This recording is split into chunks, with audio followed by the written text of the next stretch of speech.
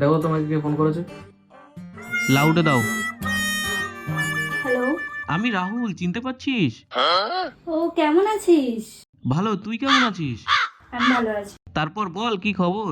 বলছি শোন না, আমি একটু কাজ করছি, আমি তোকে পরে ফোন করবো। হ্যাঁ ওকে ওকে। ঠিক আছে। কে এটা? আমার স্কুলের বন্ধু। তোমাকে ফোন করেছে কেন? জানে না তোমার বিয়ে হয়ে গেছে? ব্লক করো। কি করলি? এটা কি ধরনের ভিডিও ছিল? হ্যাঁ, এটা কি ধরনের ভিডিও?